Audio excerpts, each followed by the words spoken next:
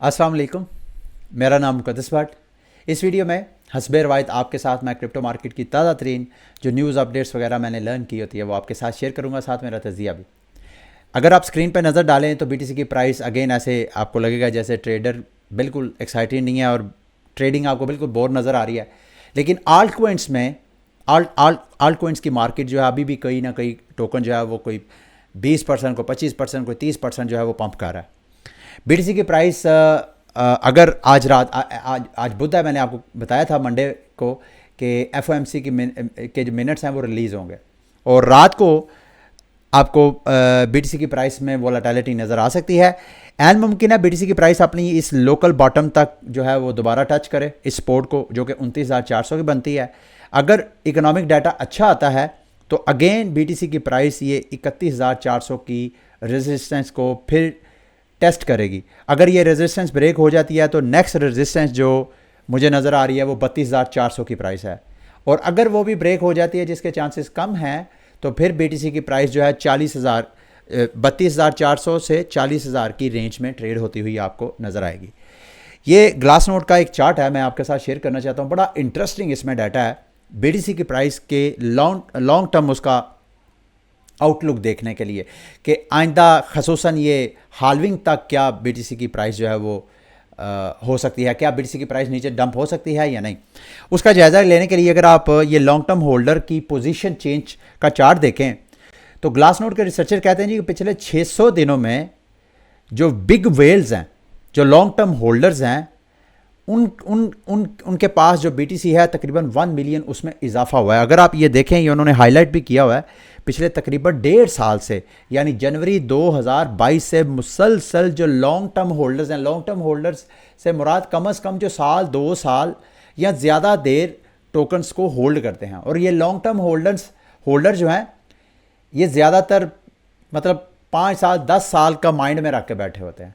इनमें से कुछ लॉन्ग टर्म होल्डर्स ऐसे भी हैं जो पिछले 1.5 साल से बीटीसी को होल्ड कर रहे हैं, जो हाल्विंग का, जो कि बीटीसी अपने साइकिल्स में इसकी मार्केट चलती है तो हाल्विंग के साइकिल में भी पार्टिसिपेट कर रहे हैं।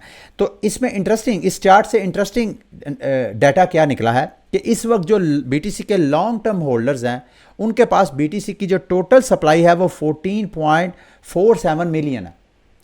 यानी टोटल बीटीसी की जो मार्केट में सप्लाई है तकरीबन 19 मिलियन समथिंग है।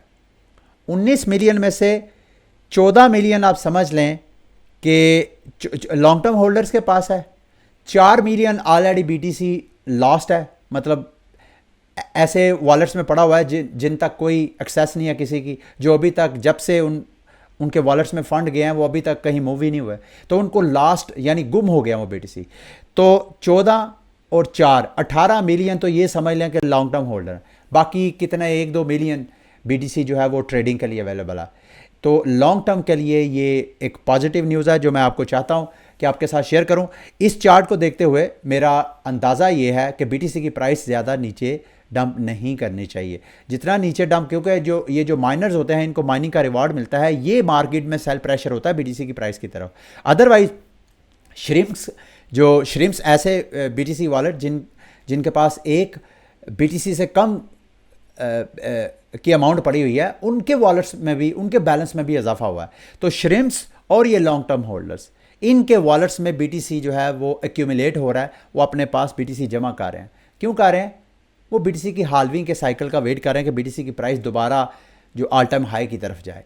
तो इस वजह से शॉर्ट टर्म मुझे तो ऐसा कोई डंप नहीं नज़र आ रहा, सिवाय एक चीज़ के कंसर्न है इस हवाले से, ये बीटीसी का जो ओपन इंटरेस्ट है फ्यूचर्स का, यानी लोग जो उधार लेके ट्रेडिंग कर रहे हैं, वो दोबारा पिछले साल मई जब लूना का क्रैश हुआ था उस वक्त जितना मार्केट में ओपन इंटरेस्ट था, लोगों ने जितना उधार लेवरेज लेके ट्रेडिंग लगाई हुई थी, ऑलमोस्ट उसी रेशो को टच कर रही है। ये स्क्रीन पे आपको नज़र आ रहा है, जो ओपन इंटरेस्ट है वो 25% से ज़्यादा इंक्रीज़ हुआ है पिछले चंद दिनों के अंदर अंदर। खसूसन ये ब्लैक रॉक के ETF अप्लाई करने के बाद ट्रेडर जो है वो उधार ले रहे हैं इस बुनियाद पे कि ब्लैक रॉक का जब ETF अप्रूव होगा ये US कंपनीज़ का, तो उसके बाद मार्केट पंप करेगी। तो पंप करने की बेस के ऊपर, गैस के ऊपर वो बैटिंग कर रहे हैं। तो इसको एन मुमकिन है, इसको लिक्विडेट करने के लिए, इसको रीबैलेंसिंग करने के लिए शायद मार्केट जो है वो नीचे एक डंप ले वो कब लेगी नोबडी नोज, लेकिन ये ख़तरा जो है आपको होराइजन में नज़र आ रहा है, इसको आपने कंसीडर करना है। अच्छा जी, अगली मार्केट की एक और बड़ी गुड न्यूज़ है। कल मैंने शायद आपके साथ शेयर किया था, परसों भी शेयर किया था, पोली नेटवर्क में जो हैक हुआ है रिसेंटली, ये मैं आपके साथ एक और स्क्रीन शेयर करना चाहता हूँ। अच्छा, इसमें आप देखें इस साल के आगाज़ में 7वें महीने का आगाज़ हो गया है और पहले 7 महीनों के अंदर क्रिप्टो मार्केट में तकरीबन 2.85 बिलियन डीफाई मार्केट से हैकर्स ने चोरी कर ली है। ये हर गुजरते दिन, हर गुजरते साल हैकर्स की क्रिप्टो मार्केट में हैकिंग जो है उसमें इजाफा होता जा रहा है।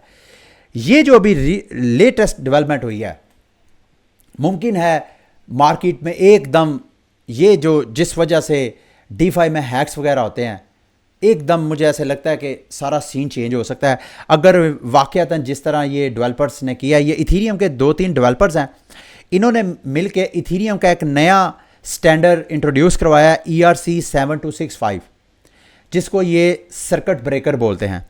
इसमें क्या होगा, जो जैसे कि ये कह रहे हैं, हम जो है डीफाई की जो बिगेस्ट प्रॉब्लम है यानी सिक्योरिटी और लैक ऑफ रिस्पॉन्स, यानी जो डेवलपर्स होते हैं समटाइम हैकर किसी स्मार्ट कॉन्ट्रैक्ट को या किसी प्रोटोकॉल को अगर हैक करता है, जब तक डेवलपर्स की नज़र पड़ती है उस वक्त तक वो फंड्स जो है वो काफ़ी हद तक वो वहाँ से डिप्लीट हो चुके होते हैं। ये पॉलीमैटिक के हवाले से मैंने आपको बताया था कि बिलियंस की तादाद में टोकन स्मार्ट कॉन्ट्रैक्ट को हैक करके हैकर ने बिलियंस ऑफ टोकन मिंट किए थे फ्री में आउट ऑफ थिन ईयर, और उसमें से अभी तक की जो रिपोर्ट्स हैं तकरीबन 10 मिलियन से ज़्यादा के फंड्स हैकर जो हैं वो एक्सचेंज करवा भी चुका है। ये जो, और ये किस वजह से हुआ, क्योंकि जब तक डेवलपर को पता चलता है उस वक्त तक तो हैकर जो हैं वो कार्रवाई डाल चुके होते हैं। ये जो सर्किट ब्रेकर की डेवलपमेंट हो रही है, अगर ये स्टैंडर्ड मजीद इसके हवाले से काम होता है और सारे स्मार्ट कॉन्ट्रैक्ट इसी स्टैंडर्ड के ऊपर अपने स्मार्ट कॉन्ट्रैक्ट डिप्लॉय करते हैं, तो इसमें क्या होगा कि एक सर्टन लिमिट्स लगा दी जाएंगी। इनका कहना यह है कि हमने डीफाई मार्केट को देखा है, किसी भी वक्त किसी भी प्रोटोकॉल के अंदर 25 से 40% के दौरान इससे कम ही एक्टिविटी हमें नज़र आती है। जब कभी 25% से ज़्यादा कोई वोलेटिलिटी नज़र आए किसी प्रोटोकॉल के अंदर, वो अमूमन उसी वक्त होता है जब हैकिंग वगैरह हो, क्योंकि हैकिंग के दौरान जिसने हैकिंग की है उसका मकसद होता है कि फ़ौरन वो जो पैसे हैं वो वहाँ से निकाल ले, तो उसकी एक्टिविटी की वजह से प्राइस जो है वो ड्रॉप होती है। तो ये इन्होंने जो सर्किट ब्रेकर का एक नया स्टैंडर्ड लॉन्च कर रहे हैं इथीरियम के ऊपर खसूसन, इससे क्या होगा कि एक लिमिट सेट कर देंगे डेवलपर, जब भी अपना स्मार्ट कॉन्ट्रैक्ट कोई प्रोटोकॉल कोई टोकन लॉन्च करेंगे तो अपने स्मार्ट कॉन्ट्रैक्ट में वो ये चीज़ मेंशन कर सकते हैं कि अगर हमारे जो प्राइस रेंज है, TVL है, या वोलेटिलिटी एक ख़ास परसेंटेज से ज़्यादा बढ़ती है तो वो वोलेटिलिटी लॉक हो जाए। अब इसमें कुछ लोगों के कंसर्न है, मैं इनका कमेंट्स वगैरह पढ़ रहा था, वो कह रहे थे जी अगर इस तरह होगा तो ये जो डेवलपर्स हैं कहीं ये ना स्कैम करना शुरू कर दें। तो इन्होंने उसका रिप्लाई ये दिया कि ये जो डाउस ऐसे प्रोटोकॉल जो जिसकी कुछ सेंट्रल पीछे अथॉरिटी या डेवलपर्स या फाउंडर उसको मैनेज नहीं करते, बल्कि उनको डाओ मैनेज करता है।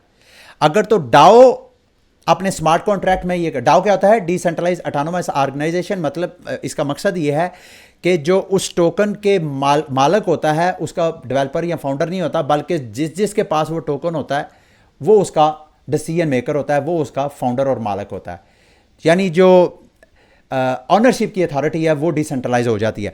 तो उन वहाँ पे ये चीज़, तो मेरी नज़र में ये बहुत बड़ी डेवलपमेंट थी, मैं चाहता था मैं आपके साथ शेयर करूं। और इसी वाले से जो मैं आपको पोली नेटवर्क के हवाले से बता रहा हूँ, मैटस ने अभी अनाउंसमेंट की है, अगर आपने BNB चेन पे मैटस टोकन जो है वो बाय किया है, उन्होंने कहा जी कि जैसे ये एक्सप्लाइट हुआ है पोली नेटवर्क के ऊपर, हमने स्नैपशॉट ले लिया है, उस वक्त से पहले जिसके पास BNB चेन में मैटस टोकन पड़े थे उनको हम नया स्मार्ट कॉन्ट्रैक्ट लॉन्च कर रहे हैं BNB चेन के ऊपर, हम उतने ही टोकन वहाँ पे दे देंगे। तो इसके बाद एक्सप्लॉइट के बाद जिस बंदे ने भी BNB चेन में मैटस टोकन ख़रीदा है, ट्रेड किया है, वो नन एंड वाइड है, नन एंड वाइड है। तो आपके वो फंड जो है वो जो है आपको दोबारा नहीं रिटर्न में मिलेंगे। तो आपको मेरा मशवरा यही है कि आप फ़िलहाल BNB चेन के ऊपर मैटस टोकन को ट्रेड ना करें। अच्छा जी, अगली मार्केट की बड़ी न्यूज़ है, ऑस्ट्रेलियन रेगुलेटर्स ने रेड किया बाइनांस के जो ऑस्ट्रेलियन ऑफिस है वहाँ पे आपको इस हवाले से मैं काफ़ी देर से अपडेट करता आ रहा हूँ कि ऑस्ट्रेलियन गवर्नमेंट ने बाइनांस का जो डेरिवेटिव एक्सचेंज प्लेटफॉर्म है उसको उसका लाइसेंस मुअत्तल कर दिया था। तो इस हवाले से वो तफ्तीश वगैरह कर रहे हैं। उस तफ्तीश को बेस बना के इन्होंने ऑफिस में रेड किया और वहाँ जाके कोई तफ्तीश या तहकीक वगैरह किया उन्होंने। ठीक है, अगली मार्केट की एक बड़ी मेजर न्यूज़ है जो मैं आपके साथ शेयर करना चाहता हूँ। इंडिया में जो कोलकाता पता नहीं इसको मैं सही प्रोनाउंस, कोलकाता जो सिटी है वहाँ पे एक नया टाउन बनाया जा रहा है। वहाँ पे एक एयर चेन नाम की एक Web3 एक ऐप है। वो पॉलीगॉन जो चेन है उसका एक सबनेट सिस्टम है। अपनी चेन लॉन्च करके वहाँ की जो गवर्नमेंट है उनका जो सारा पटवार सिस्टम है, यानी जो वहाँ का लैंड रिकॉर्ड है उसको वो सारा ब्लॉकचेन के ऊपर महफूज करने जा रहे हैं। इंडिया के ऊपर दो चार और भी जो इंडियन मेरे व्यूवर्स हैं उनको इस बारे में ज़्यादा पता होगा कि इंडिया में ऑलरेडी ब्लॉकचेन टेक्नोलॉजी का जो रियल वर्ल्ड यूज़ केस है ऑलरेडी इंडिया हमसे बहुत आगे है। पाकिस्तान में आज से जब शहबाज शरीफ साहब की हुकूमत थी मेरा ख्याल है 2008 के बाद, तो उस वक्त उन्होंने हमारा जो यहाँ का पटवार कल्चर था उसको ख़त्म करने के लिए पटवार का रिकॉर्ड जो है कंप्यूटराइज करने की कोशिश की थी। आज जब मैं वीडियो रिकॉर्ड कर रहा हूँ आज भी हमारा मुकम्मल जो रिकॉर्ड है लैंड रिकॉर्ड वो कंप्यूटर पे अपडेट नहीं हुआ। मैं जिस एरिया में रहता हूँ जहाँ मेरा घर है मेरे पास पटवारी का रिकॉर्ड जो है वो कंप्यूटराइज नहीं है। मैंने अगर फ़र्द लेनी है तो मैंने पटवारी के जेब में जाके 5,000 10,000 रुपया रिश्वत डालनी है तो मुझे मेरी प्रॉपर्टी की फ़र्द मिलनी है। ये सिस्टम देखें। तो शहबाज शरीफ साहब ने तो जो काम किया था वो अभी तक नहीं हुआ। लेकिन अगर ये देखें यहाँ पे इंडिया ने क्यों किया है ये ज़रा पढ़िएगा। In India land ownership faces several challenges. क्या चैलेंजेस हैं वहाँ पे? लैंड रिकॉर्ड में फोर्जरी होती है यानी धोखाधड़ी, फ्रॉड होता है। किस चीज़ों में? रिकॉर्ड में टेम्परिंग होती है। रिकॉर्ड को जो ज़मीनों के रिकॉर्ड हैं वो बदल दिए जाते हैं। फिर अनऑथोराइज एक्सेस है, किसी की प्रॉपर्टी है कोई बंदा उस पर जाके कब्जा कर लेता है। फिर जिनके पास प्रॉपर्टी है वो टैक्स वगैरह नहीं देते हैं। तो इलीगल ट्रांसफ़र्स हैं कि बगैर किसी ऑनर की मालिक के पूछे उसकी प्रॉपर्टी किसी और को ट्रांसफ़र। ये सारे जो सिस्टम है ये हमारा जो पटवार कल्चर है लैंड रिकॉर्ड का जो पुराना रवायती बोसीदा तरीका है उसमें है। अगर इसको ब्लॉकचेन टेक्नोलॉजी की तरफ शिफ्ट कर दिया जाए तो ये सारे मसले ख़त्म हो सकते हैं। पता नहीं अब ये होना कि नहीं, ये मेरे लिए मेरे नॉलेज में ये एक इंटरेस्टिंग चीज़ थी जो मैं चाहता था आपके साथ शेयर करूं। सिंगापुर का बैंक, अच्छा ये भी एक और बड़ी इंटरेस्टिंग न्यूज़ है। चाइना ने अपना CBDC लॉन्च किया था। अब वो चाइना पहले तो अपने कंट्री के अंदर ही उसके पायलट प्रोजेक्ट्स कर रहा था। अब चाइना का जो CBDC है वो चाइना के बॉर्डर से बाहर निकल के सिंगापुर के बैंक में बाकायदा जो ऐसे उनके कस्टमर्स बैंक के जिन्होंने चाइनीज़ अपने अकाउंट ओपन किए, चाइनीज़ डिपॉजिट अकाउंट, वो अब अपने जो चाइनीज़ युआन का CBDC है, चाइनीज़ सेंट्रल बैंक का जो डिजिटल करेंसी है, उसके ज़रिए वो डिपॉजिट्स वगैरह कर सकते हैं। अपनी ट्रांजैक्शंस को इंस्टेंट जो है वो सेटल कर सकते हैं। ये भी एक इंटरेस्टिंग डेवलपमेंट थी। अच्छा एक और इंटरेस्टिंग डेवलपमेंट, आपको याद होगा SEC का और XRP का आपस में केस है और रिपोर्ट किया जा रहा था कि आइंदा चंद दिनों हफ्तों के अंदर ही उसका फ़ैसला आ जाएगा। उसका फ़ैसला तो अभी नहीं आया, लेकिन रिपल के ख़िलाफ़ जो रिपल के इन्वेस्टर से इन्होंने एक क्लास एक्शन, एक लीगल एक्शन लिया था। अब वहाँ के जो डिस्ट्रिक्ट जज हैं USA के, उन्होंने रिपल के अगेंस्ट फ़ैसला दिया है। और जो रिपल के इन्वेस्टर हैं जिन्होंने क्लेम किया था कि जी हमने सन 2018 में XRP टोकन बाय किए थे, तो XRP रिपल ने हमें उस वक्त नहीं बताया था कि ये एक सिक्योरिटी है, तो हमारा पैसा जो है वो डूब गया, तो हमें रिपल से कहें जी पैसा लेके दें। तो जज ने उनको यहाँ तक तो परमिशन दे दिया कि ठीक है ये आपका क्लेम बनता है और रिपल आपको दे।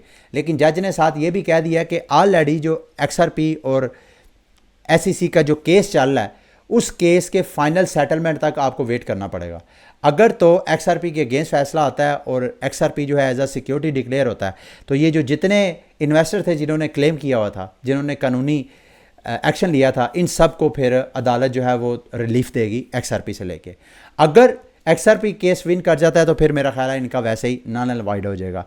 ठीक है, आगे जी लास्ट में बस एक दो न्यूज़ हैं मैंने आपके साथ शेयर करके वीडियो को एंड करना है। कोजिटो के हवाले से मैं ऑलरेडी आपके साथ अपडेट कर भी चुका हूँ कि ये AI बेस्ड स्टेबल कॉइन का एक नेटवर्क है, a decentralised and AI driven stable assets. मैंने आपको इनकी पार्टनरशिप के हवाले से बताया था कि इनकी पार्टनरशिप ऑलरेडी बड़ी बड़े जो मार्केट के प्लेयर्स हैं, खसूसन एआई से रेलिवेंट, जैसे कि सिंगुलैरिटी नेट, फिर सिंगुलैरिटी डाओ, फिर जो कार्डानो की चेन है उनके साथ भी कोटी डी जेड जो है कार्डानो की चेन के ऊपर जो स्टेबल कोइन है उनके साथ इनकी पार्टनरशिप है। मैं देख रहा था कि इनकी जो टीम है, इनकी टीम सिंगुलैरिटी के जो टीम है उनके साथ इनकी पार्टनरशिप है। ये देखें जैसे कि सिंगुलैरिटी, ये जितने एआई बेस्ड क्रिप्टो प्रोटोकॉल्स हैं उनमें सबसे ज़्यादा पॉपुलर है, ये मैं आपको बताता चलूँ। इनके जो सीईओ हैं वही कोजिटो के चीफ साइंटिस्ट हैं, और इसी तरह जो चीफ ऑपरेटिंग ऑफिसर है इसकी कोजिटो की, वही इनकी भी चीफ ऑपरेटिंग ऑफिसर हैं इसकी सिंगुलैरिटी की। तो मैं आपको यही रिकमेंड करूंगा कि अच्छी तरह इसकी ड्यू डिलिजेंस करें कोजिटो की, और इसमें जहां कहीं आपको कोई पोटेंशियल नज़र आए तो आप इसमें लाजमी पार्टिसिपेट करिएगा, क्योंकि अभी ये अर्ली स्टेज के ऊपर है। अभी ये प्रोजेक्ट जो है अपनी अर्ली अडॉप्टर्स को ढूंढ रहा है। अगर ये प्रोजेक्ट वाक़तन ग्रो करता है मार्केट में, क्योंकि स्टेबल कॉइन की बहरहाल ज़रूरत तो है, जैसे वो लूना क्रैश हुआ है और उसके बाद मार्केट में स्टेबल कॉइन एकदम मंजर से हट गए हैं, लेकिन ये जो डिसेंट्रलाइज स्टेबल कॉइन है इसकी ज़रूरत बहरहाल अभी है। अगर तो ये गैप कोई भी फिल करता है तो अच्छा खासा उसको मार्केट से कैपिटल मिल सकता है। ठीक है, आगे जी ये ब्लर के हवाले से कल मैंने, ये लास्ट में एनएफटी की न्यूज़ है उसके बाद मैं वीडियो को एंड करूंगा। कल मैंने आपको बताया था जो बीन्स के हवाले से मेरी एक्टिविटी है, मैंने अब बीन्स को क्या किया, मैंने अपने पास जो मेरा बीन्स था उसको मैंने सेल कर दिया है। ये स्क्रीन पे अगर आप नज़र डालें 0.31 इथीरियम का मैंने बाय किया था। मेरी इस बीन के ऊपर मुझे बिड लगी हुई थी 0.52, मैंने वो बिड एक्सेप्ट की, यानी मैंने अपना प्रॉफिट जो है वो कैश आउट किया, अपना प्रॉफिट जो है वो क्रेडिट किया। और उसके बाद मैंने क्या किया, ये दो मैंने बीन्स जो हैं वो लोन्स पे ले लिए। अच्छा, लोन पेमेंट मैंने इस तरीके से ली कि मुझे इंटरेस्ट यानी सूद ना पे करना पड़े, क्योंकि जब आप लोन की तरफ जाते हैं तो आपके पास ऑप्शन होती है कि कितना आप कोलैटरल रखते हैं और कितना आप लोन लेते हैं। ये जो मैंने बाय किया था इसकी जो प्राइस थी वो थी 0.52, यानी इतना ही जितना मैंने वो सेल किया था। उसमें से मैंने सिर्फ 0.16 मैंने लोन लिया है, और यहाँ पे आप डेली इंटरेस्ट भी आप देख सकते होंगे 0% आपको नज़र आ रहा है। मैंने जो मैंने 0.16 लोन लिया है, बाकी मैंने अपनी पॉकेट से पे किया है। तो जब आप कोलेट्रल ज़्यादा देते हैं तो आप बगैर सूद के भी यहाँ से कर्जा ले सकते हैं। अच्छा, अब मैं कर्जा क्यों लिया और कितना लिया है ये आपने मेक श्योर करना है, क्योंकि कर्जे पे आपको मिल तो जाएगा, लेकिन अगर आप कर्जा उतना ले लेते हैं कि बाद में आप पे नहीं कर सकते। मिसाल के तौर पे ये 52 कास्ट है मेरी, अगर ये बीन्स की प्राइस नीचे क्रैश करती जाती है तो जिस बंदे ने से मैंने बारो किया है, ये जिसके ये बीन्स हैं, अगर वो मुझे कहे जी कि मुझे ये बाकी की अमाउंट पे करे, अगर मेरे पास वो अमाउंट ही नहीं होगी तो क्या होगा, वो मार्केट में मेरा एनएफटी सेल कर देगा। तो आपने जब लोन लेना है तो ये मेक श्योर कर लेना कि उतना लोन ले जितना आपको इन केस ऑफ एमरजेंसी, ये अगर आपसे क्लेम करते हैं बाकी के पैसे तो आप पे कर सकें। जैसे कि मैंने क्या किया, मेरे पास ऑलरेडी जितने पैसे थे, जितना इथेरियम था, उतने के मैंने 2 बीन्स लोन पे ले लिए। इन केस के अगर नीचे प्राइस जाती है तो मैं बजाय इसके कि ये मार्केट में नुकसान में मेरा सेल करे, मैं जो कर्जा है वो मैं कर्जा जो है वो पे करके तो ये बीन्स को बाकायदा अपने अकाउंट में बाय कर लूँगा। अगर ये प्राइस यहाँ से अप्रिशिएट होती है, यहाँ पे देखें मैंने बाय करने के बाद, लोन लेने के बाद मैंने 0.69 पे सेल पे लगा दिया है कि इन केस के मार्केट यहाँ से अगर ऊपर जाती है तो 69 के ऊपर ये मेरे दोनों जो बीन्स हैं ये मार्केट में सेल हो जाए, कर्जा भी वापस हो जाए और इसके ऊपर जो प्रॉफिट है वो भी क्रेडिट हो जाए। ये मेरा एक थॉट था, मैंने आपके साथ शेयर करना था, मुझे आप अपडेट करिएगा इस हवाले से ये मेरा डिसीजन कैसा था। ठीक है, ये थी आज की वीडियो। उम्मीद करता हूँ आज की वीडियो आपके लिए इन्फॉर्मेटिव रही होगी। अगली वीडियो तक के लिए मुझे इजाज़त दें। अल्लाह हाफिज़।